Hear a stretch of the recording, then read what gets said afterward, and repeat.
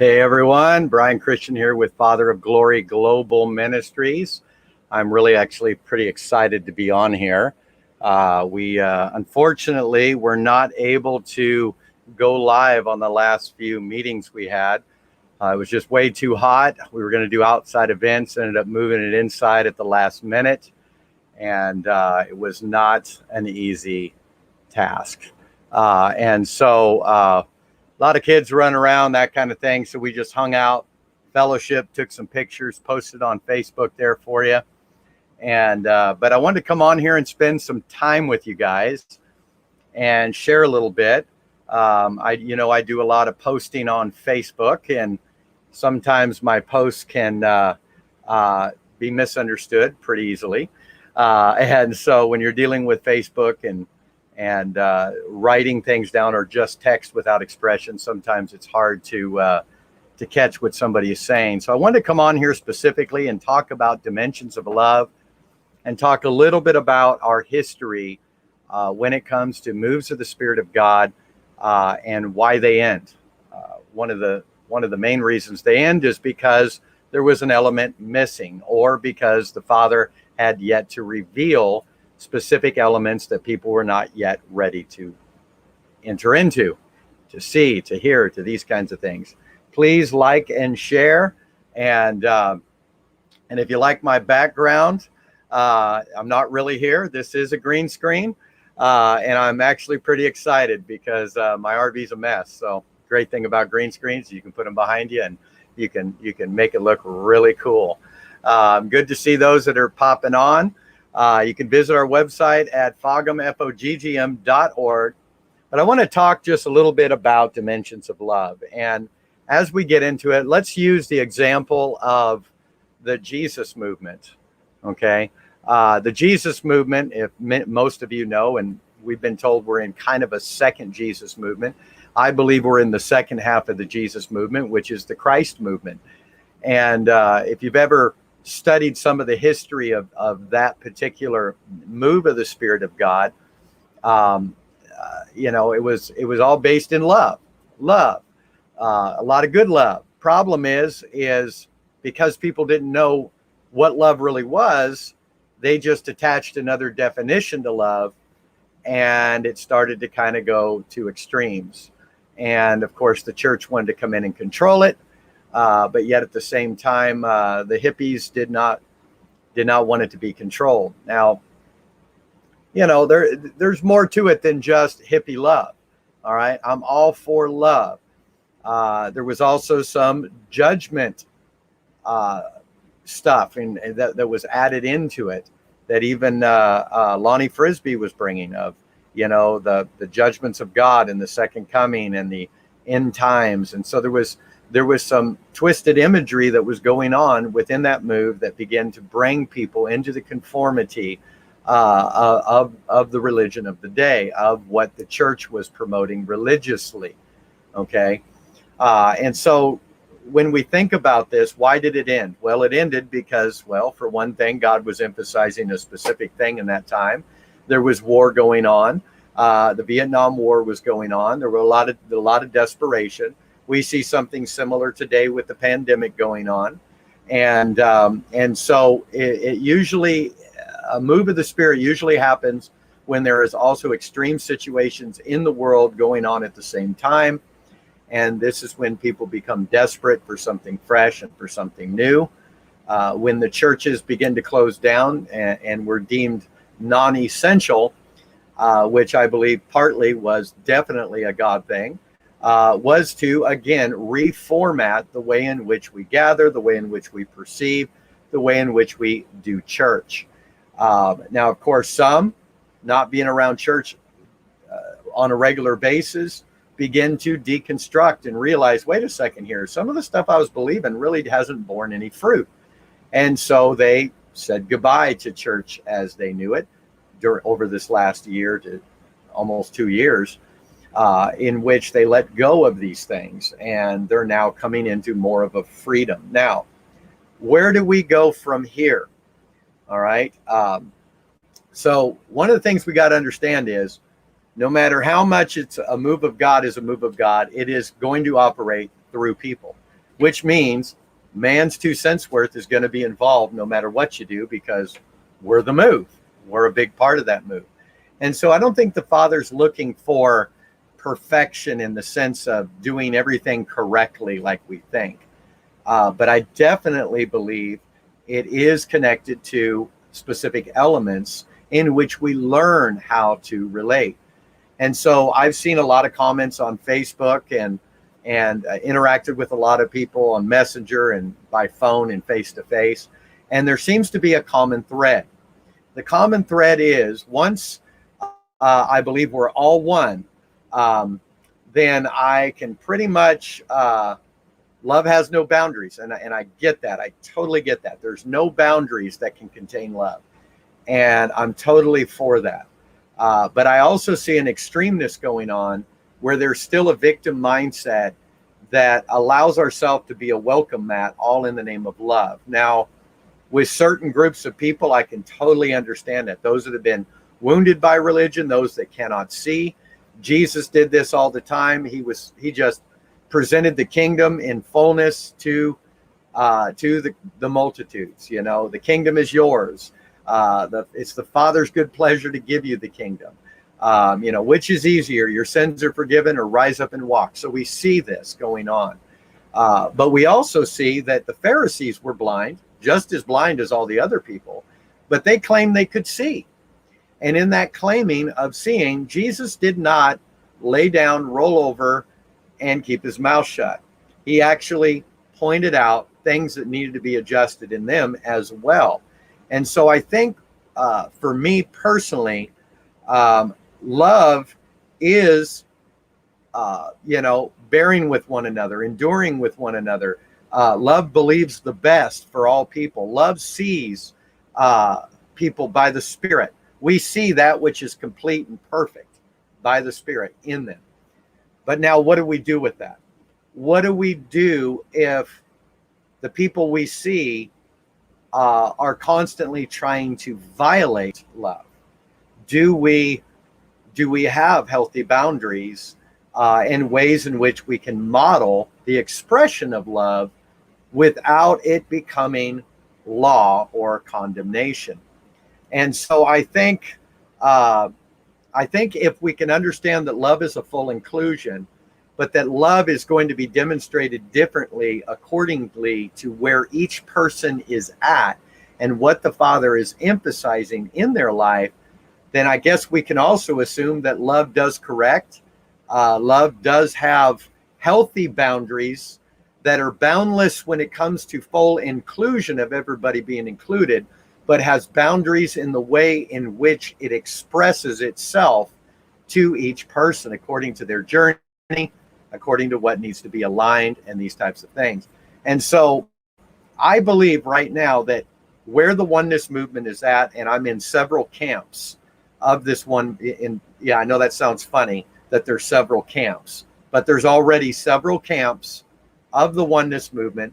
Some are old moves from the 70s, 80s, 90s, that kind of thing.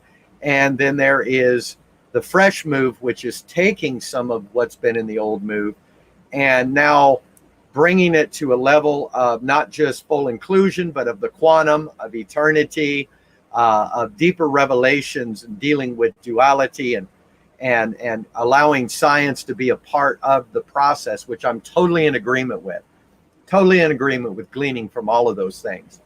But in my life, my mandate in what I believe the Father has called me to be and do is to be a balancer. How do we do the balancing act? How do we balance without becoming self-preserved? And so this is kind of what we want to talk about today. And I'd encourage people, put comments in the comment box there and let me know what you think, because we're all in this together. And we all want to see this move of what the Father is presently emphasizing never end. Many have prophesied over the generations that there would come a move of the Spirit of God on the earth that would never end. We would not have to throw it away because it became another denomination and get awakened again. Now, I do believe we're never going to come to the end of everything God is, and the end of the pursuit of God in and through one another. But yet at the same time, we need a stable foundation in which love just continues to grow and mature and stabilize to where we don't need to throw out what God did because, well, it went to this extreme or that extreme. And we can see that very much in the prophetic movement. When the prophetic movement hit in the late 80s, 1988, Bill Hammond was a big part of that. And there were other people that might not have been named that were also laboring in that. I myself was laboring in that.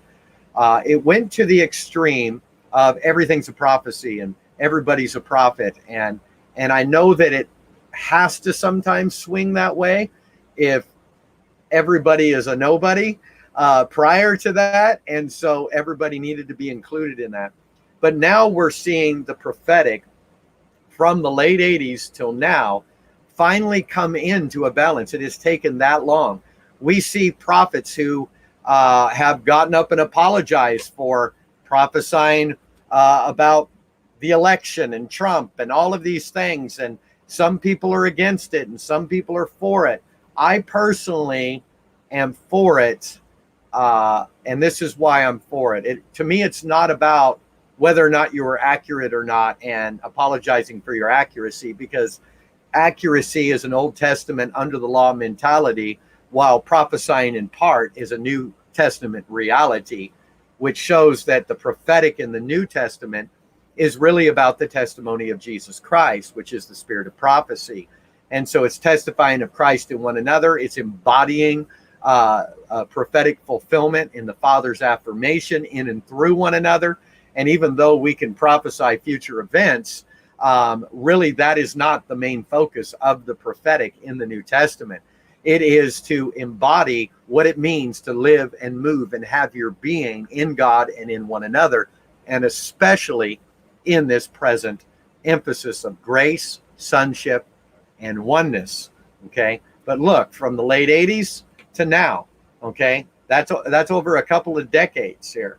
Okay, before we're finally starting to see a more balanced, mature version of the prophetic.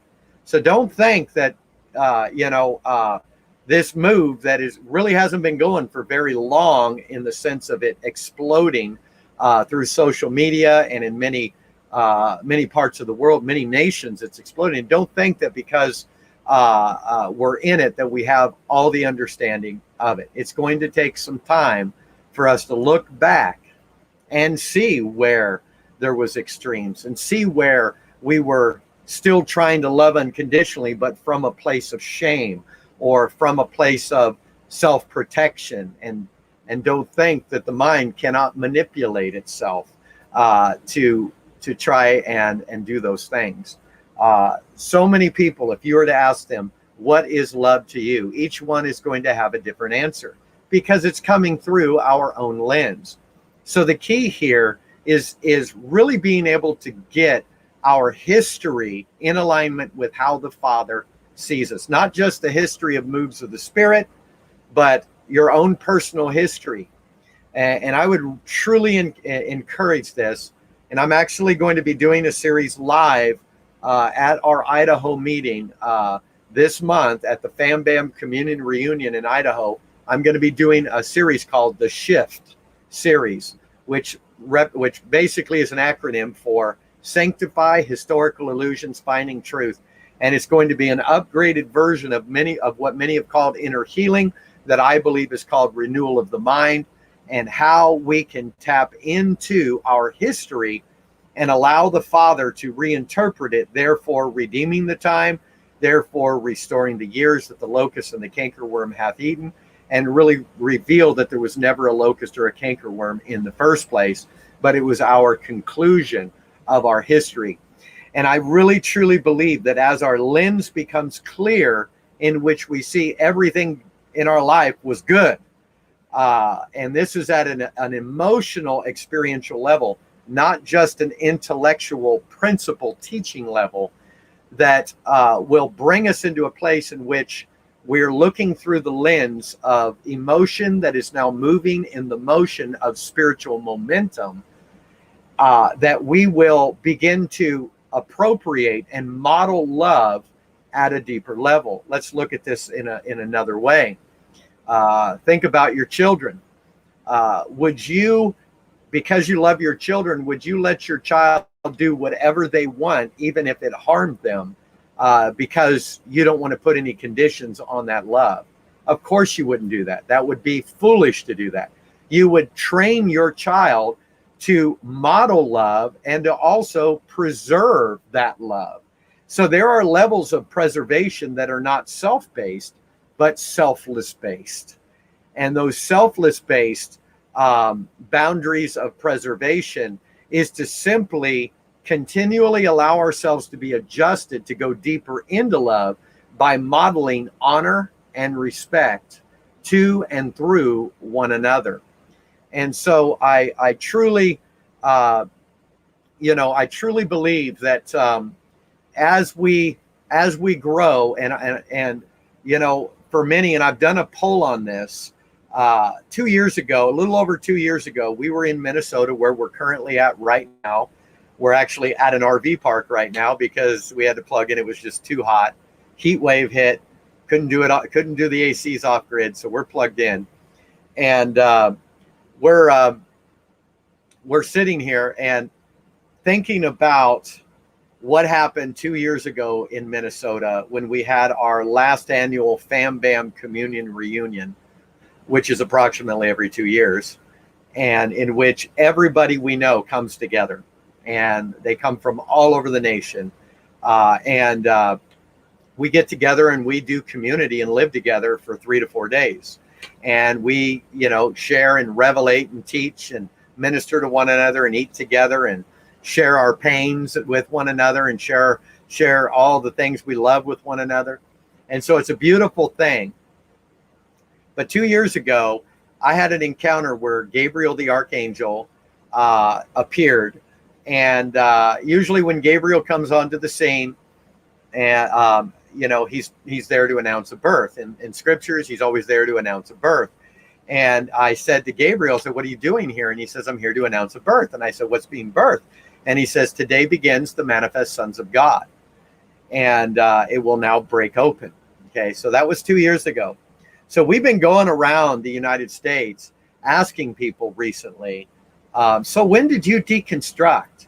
When did, and some of us might have been forerunning for years, but where it finally we just crossed over and we said, look, enough of the religious stuff I've known. It's not borne any fruit. Something's off.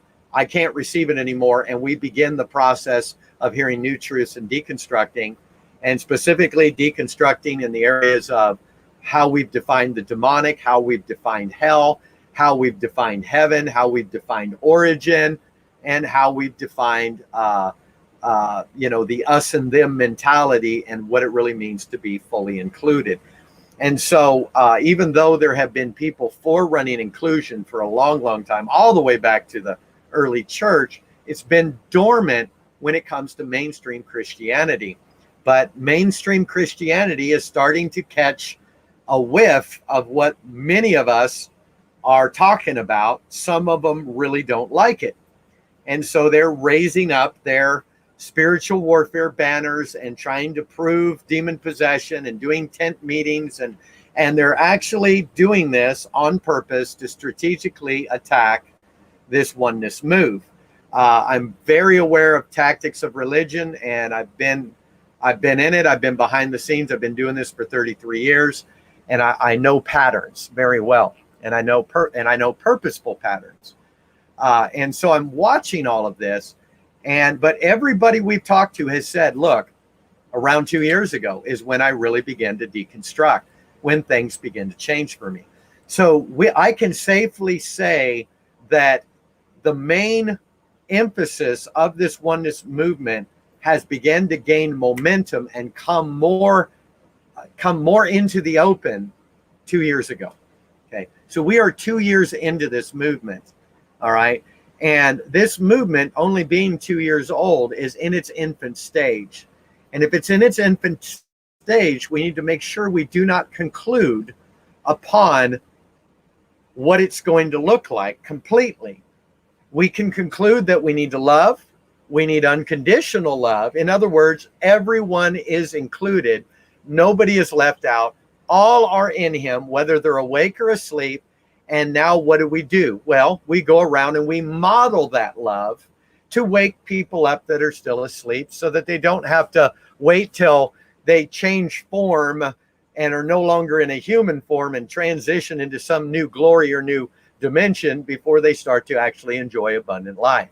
Okay. And so I get that. And so for me, the key right now is, how do we model this unconditional love on all of these levels? How do we do it as parents to our children? How do we do it as spiritual parents to those that are still needing, to be upheld and uplifted and kind of, help to carry their burden as they're deconstructing and dealing with their own emotional stuff, where people still believe in lack and loss? Do we reach out to those that are still religious? Or are we building a new religion all in the name of no religion? And I think some of those extremes are happening even now as I look on social media and I reach out and I hear people's perspectives. It's good to have different perspectives, and that's where the next balance comes in. Everybody has a right to their perspective, and one perspective does not necessarily threaten another, and it just creates divine tension for deeper diversity, expression, and interaction. Okay, can we ride that wave for a while? And in riding that wave, can we each have our opinion without making it an absolute dogmatic conclusion in which we now begin to build a denomination and start setting up all these different camps, which I guarantee you will become another religion in which we will need another deconstruction and another awakening. Now, I'm believing and I'm hoping that this present move will just keep us awake and keep waking us up at different levels, rather than becoming another box in which we build a new Babel. I'm done with Babel. I don't want to be in a Babel. I have been in several moves of the Spirit of God, from the deliverance movement to the prophetic movement, to the apostolic movement, to the kingdom movement, and to the inner healing movement, and all the way to the oneness movement. And being in the forefront of these movements and forerunning them and participating in them, I have learned to not conclude upon what the movement I'm in as being the final movement. I've learned that the moment I conclude on a thing, I'm going to persecute the thing that is not within my conclusion. What looks new to me, where I have concluded, will be a threat to what I've concluded on. And so I hold loosely a lot of what I'm even entering into, but I hold tightly to the nature of the Father as love, unconditional love. I hold tightly to the revelation that we are all one. I hold tightly to the revelation that eternal conscious torment is not God and is man's doctrine. I hold tight to the unveiling that, and I'm going to say this with care, because this one, I don't want people to, I don't want to offend people, but I also don't want to walk on their eggshells, because again, I'm afraid to tell them truth. And for me personally, the demonic no longer exists. For me personally, having come out of the deliverance ministry, I know that when I was in it, it was real to me. It was reality to me, but it is no longer reality. So for many, it might still be a reality to you in your consciousness, but for me, it is not. And so my thought on this, of where I hold that tightly, is, what if there were no demonic attacks on our life? What if the demonic is simply a projected image of what we've been taught and believed, and that the way in which Jesus dealt with it in his day really wasn't about him exposing that it was a mindset, but that meeting them where they were at. And in that, wouldn't it be better to not be living in a constant fight or flight mentality? And so from that standpoint, I don't want to argue with anybody about that. What I do want to do is give the opportunity for people to consider that the reason they hold on to the demonic as a reality so tightly is because performance-based Christianity is what puffs up the ego. And I feel like I have a part in doing something to defeat something, to overcome something, rather than to rest in the reality that we are already victorious and our faith has already overcome the world through Christ. And so these are things I think about. And so when we look at boundaries, can we have healthy boundaries that are actually based in unconditional love? Yes, we can. We can say to somebody who dishonors us, look, that I felt dishonored by what you just said or did. And why are we doing that? We're doing that so that we can keep the relationship, because you know what happens when we just go, well, I love you, I'll just be your welcome mat, I'm persecuted for Jesus' sake. That's a victim mindset that's eventually going to build up. And when it builds up, you're eventually going to look through that lens of woundedness, and it will surface in which we now do away with those relationships. Now, I understand another side of this.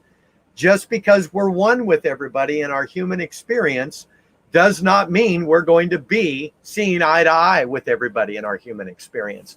And you know what? That's okay. Because I now, knowing that I'm one with everybody, can actually let go of people in my life that might have strife with what I believe. They're not there yet. I can say, bless you, we're so one that I don't necessarily need you in my human experience. I don't need to be codependent, holding on to you to try to believe we're one. I can set you free to be who you are because I know we're one. Okay, and I think that becomes a freedom for us to go to the next level, to grow like Jesus did in wisdom and favor and stature with God and with man, in the understanding of maturity in love. Okay, so love can look the other way in certain ways. We can overlook where we see where people are not and they don't see it, but the Father is emphasizing love in a different area, and it's working, and there's grace. But when they're striving, we have to understand, okay, the Father's emphasizing a different side of unconditional love here, that he's wanting to pinpoint something here. All right. I've had people that believe in oneness get offended at me and pretty much write me off. Okay. Because they were hurt.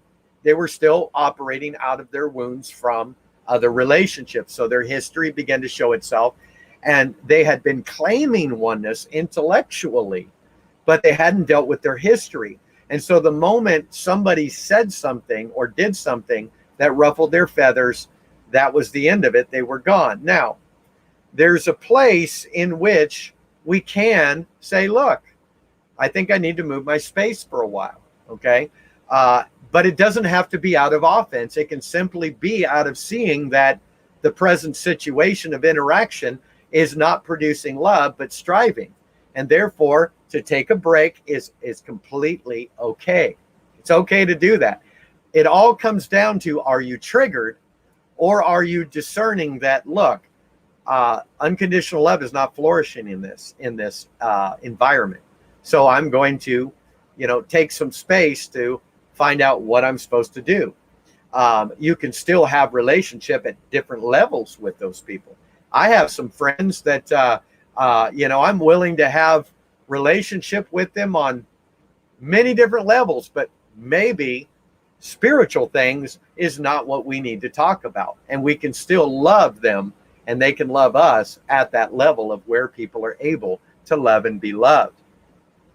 And so it is a tough one sometimes to balance this out without becoming so self-aware that you're trying to count all your ducks and keep them in a row and you don't want to enter into that performance-based thinking.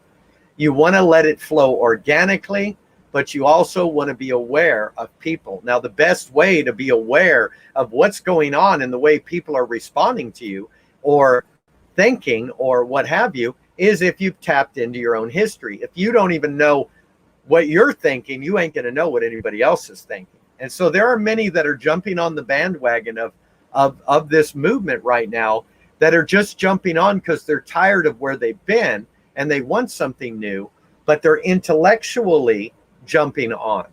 And so the moment they're offended, they want to retaliate. And so what that does is that retaliation now begins to expose some of the triggers that and residue of the triggers in those who have had a true experience. They have a true revelation, but they're also in process of how to appropriate it. And so there's going to be a lot of messes we're going to have to clean up, and we're going to have grace for one another. For me, it all comes down to honor. Honor. So wherever someone cannot honor themselves, they will not honor another. And what I mean by honor is love yourself. When you love yourself, you're going to respect yourself. When you respect yourself, you're not going to have a persecution complex. You're not going to be a welcome mat. You're going to have a voice that in love says, hey, I feel like love is being violated here. So how can we not violate that love and work that out with one another?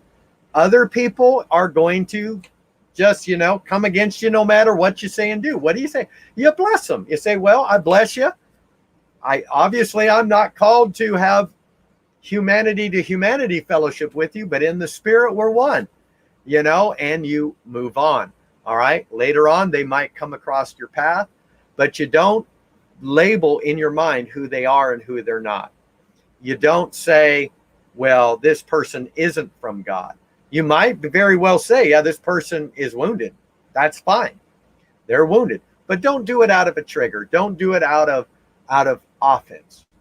You're not really offending anybody anyway. You're only exposing where they are already offended. I tend to do that a lot. I used to question what did I say wrong? But ultimately, if people truly know your heart, you're going to have a lot more variety of interactions and conversations with them that are outside the box because they know your heart. People that claim they know your heart and you say some out there thing and they start freaking out, they don't really know your heart. So that becomes the point of contact for love that is now saying to them, hey, you thought you knew them, but you didn't. It's time to get to know them.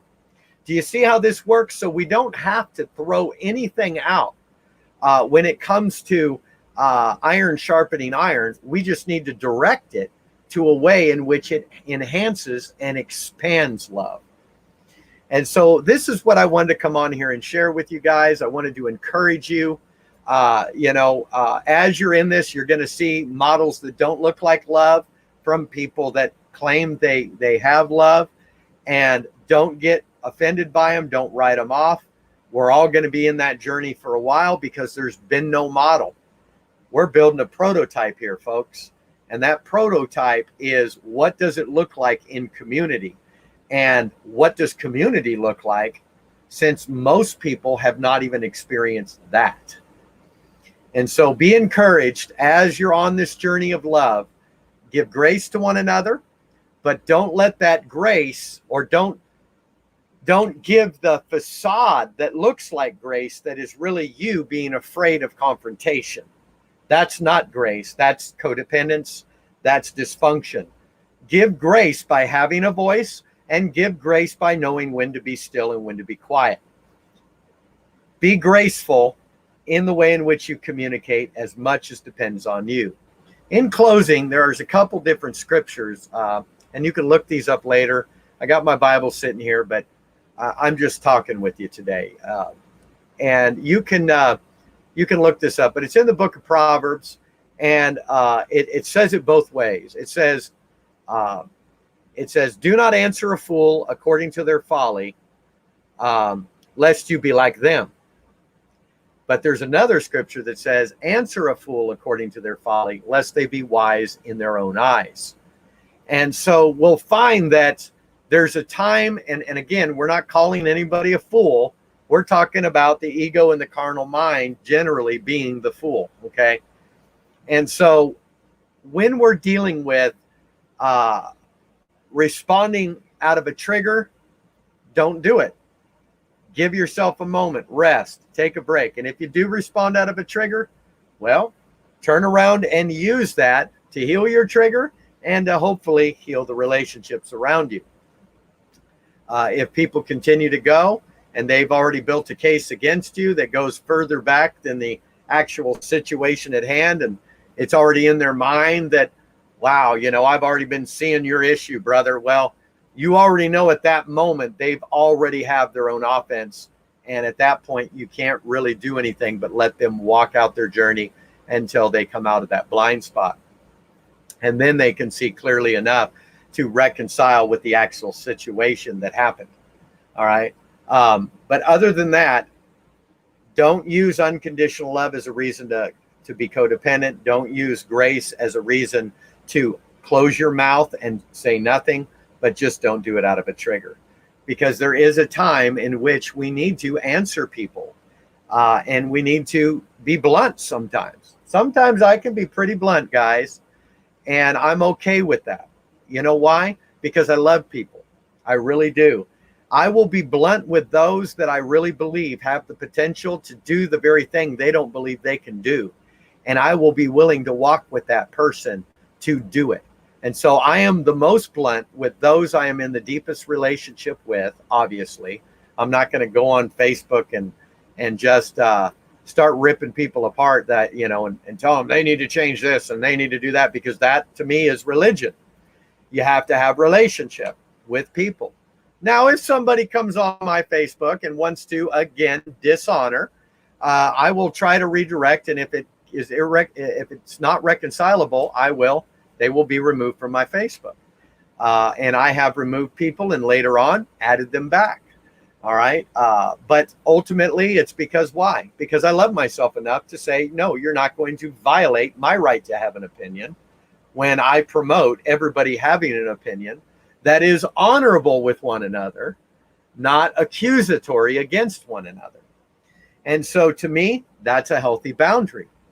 So we have civil laws that have healthy boundaries, okay? We don't let criminals out to abuse people just because we believe in unconditional love. There is consequences and there is a price to pay for our behavior. Why do we have consequences? So we can learn how to have unconditional love. And so just because we're claiming it right now and we're having visions of it right now, the real proof of unconditional love will be in the midst of community that rubs us the wrong way, and what we do with that.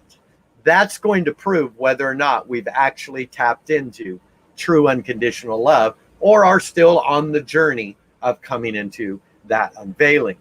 So be encouraged today as you're journeying through this. Let the heart of the matter be love with no conditions, which means unconditional love has healthy boundaries, that loves yourself, that loves others, and models that love so that love is no longer being violated. I hope you guys have enjoyed this message. I just encourage you to like and share, and feel free to leave some comments on here on what this meant to you. And you can visit our website at foggm.org. This will also be uploaded onto our Podbean podcast in audio form. And you can go to the Podbean app and look for Father of Glory Global Ministries and add us there. It's free. Subscribe and get blessed. We love you guys. We can't wait to see those of you that we're going to be seeing in Idaho the weekend of the 18th. If you're not sure if you're coming, I want to encourage you. The house is packed. We can put tents on the land. I'm going to encourage you right now that to come, but we are definitely filled up in the sense of having rooms available in the house. All right. Some are bringing small RVs or they're small trailers or tents, these kinds of things, and you can do that. So I just want to encourage you, if you're local, come on down. And if you're wanting to fly out, come on down and come and enjoy what the Father is going to do on the weekend of the 18th. It will also be my 50th birthday, which we'll be celebrating as well. So come on down and celebrate with us. My Jubilee year of my 50th year in this dimension. Love you guys. Appreciate you all. God bless you. And we'll see you soon. Have a wonderful rest of your day. Bye-bye.